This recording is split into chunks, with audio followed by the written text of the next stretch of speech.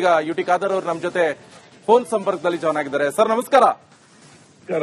Sir, ಮೊದಲೇ ಆರೋಗ್ಯ ಸರಿ ಇಲ್ಲದೆ ಹಾಸ್ಪಿಟ್ಲಿಗೆ ಹೋಗ್ತಾರೆ, ಇಂಥ ಔಷಧಿ ತಿಂದ್ರೆ ಗತಿಯೇನು? ಈಗ ಇಂಥವ್ರ ಮೇಲೆ ಯಾವ ರೀತಿ ಕ್ರಮ ಆಗತ್ತೆ ಅಂತ? ಏನೋ ಅದು ಕಾನೂನು ಪ್ರಕಾರ ಕಠಿಣವಾದ ಕ್ರಮ ತಗೊಳ್ತೇವೆ. ಅಷ್ಟು ಮಾತ್ರ ಅಲ್ಲ, ಬಹುಶಃ ಇದಕ್ಕೆ ನಮ್ಗೆ ಮಾಹಿತಿ ಕೊಂಡು ನಾವು ಪ್ರಶಸ್ತಿ ಕೂಡ ಕೊಡ್ತೇವೆ. ಅದರ ಜೊತೆಲಿ ಇದು ಬಹುಶಃ ಇದರ ಮೂಲ ಜಾಲ ಏನಂತ ಪತ್ತೆ ಹಚ್ಚಿಕೊಂಡು ಇದೊಂದು ದೊಡ್ಡ ಮಟ್ಟದ ಜಾಲ ಆಗಿದೆ. ಎಲ್ಲಿಂದ ಬರ್ತದೆ ಮತ್ತೆ ಇವನು ಯಾರಿಗೆಲ್ಲ ಕೊಟ್ಟಿದ್ದಾರೆ? ಯಾಕಂದ್ರೆ ಇವ್ ಮಾಡೋನು ಮಾತ್ರ ಕಾರಣ ಅಲ್ಲ, ಈ ತಕೊಳ್ಳೋನಿಗೆ ಕೂಡ ಗೊತ್ತಿದೆ ಅಲ್ಲ ಇದು ಡೂಪ್ಲಿಕೇಟ್ ಅಂತ ಹೇಳಿ. ಅವನಿಗೆ 8,000, 6,000, 600 ರೂಪಾಯಿ, 800 ರೂಪಾಯಿಗೆ ಕೊಡುವಾಗ ಅವನು ಗೊತ್ತಿರೋದಿಲ್ವಾ? ಸೊ ಎಲ್ಲವೂ ಕೂಡ ನಾವು ಪತ್ತೆ ಹಚ್ತೇವೆ ಇದರಲ್ಲಿ.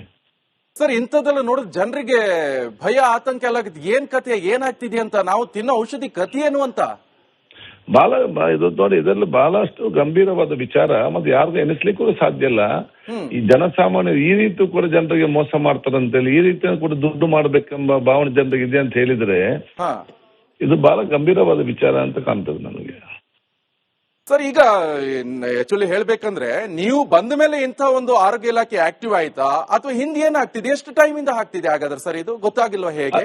ಅದನ್ನ ನಮ್ಮ ತನಿಖೆಯಲ್ಲಿ ಪತ್ತೆ ಹಚ್ಚಬೇಕು. ಎಷ್ಟು ವರ್ಷ ಏನೇನಂತ ಪೊಲೀಸ್ ಕಂಪ್ಲೇಂಟ್ ಕೊಟ್ಟು SP ಕೂಡ ಬಂದು FIR ಎಲ್ಲ ಆಗಿದೆ. ಈಗ ಮಹಾಜ ನಡೀತಾ ಇದೆ, ಅವ್ರು ಬಾಯಿ ಬಿಡಿಸ್ತಾರೆ ಎಷ್ಟು ಸಮಯದಿಂದ ಹೇಗಿದೆ ಯಾವುದೆಲ್ಲ ಅಂತ ಹೇಳಿಕೊಂಡು.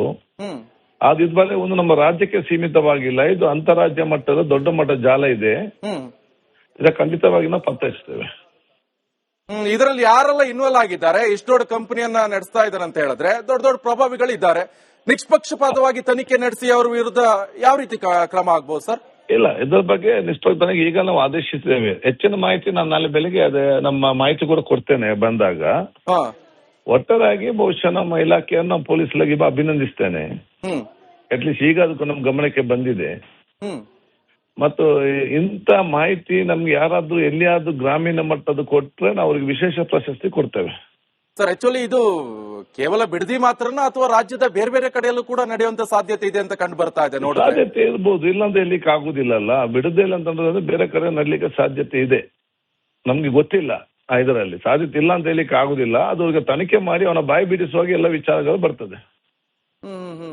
ಅಲ್ಲ, ಈಗ ಯಾವ ರೀತಿ ಕಾರ್ಯಾಚರಣೆ ನಡೆಸ್ತಾರೆ ಸರ್? ರಾಜ್ಯದ ಬೇರೆ ಡಿಸ್ಟ್ರಿಕ್ಟ್ ಅಲ್ಲೂ ನಡಿಬಹುದಪ್ಪ ಇದು?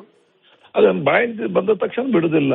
ಅದ ಕಾರಣ ಇದೆಲ್ಲ ಕೂಡ ಯಾರಿಗಾದ್ರೂ ಒಬ್ಬರು ಸಣ್ಣ ಮಾಹಿತಿ ಕೊಟ್ಟರು ಕೂಡ ನಮ್ಗೆ ದೊಡ್ಡ ಮಟ್ಟ ಪ್ರಯೋಜನ ಆಗ್ತದೆ. ನಮಗೆ ಇದೊಂದು ಈಗ ಮಾಹಿತಿ ಬಂದ ಕಾರಣ ಮುಂದೆ ಈ ರೀತಿ ಎಲ್ಲೆಲ್ಲಿ ನಡೀತದೆ ಕಾರ್ಯಾಚರಣೆ ಮಾಡ್ಲಿಕ್ಕೆ ಹೆಲ್ತ್ ಡಿಪಾರ್ಟ್ಮೆಂಟ್ ಮತ್ತು ಪೊಲೀಸ್ ಇಲಾಖೆ ಜಂಟಿಯಾಗಿ ಕಾರ್ಯನಿರ್ವಹಿಸ್ತದೆ. Okay, thank you sir. Republic ಜೊತೆ ಮಾತನಾಡಿದೆ.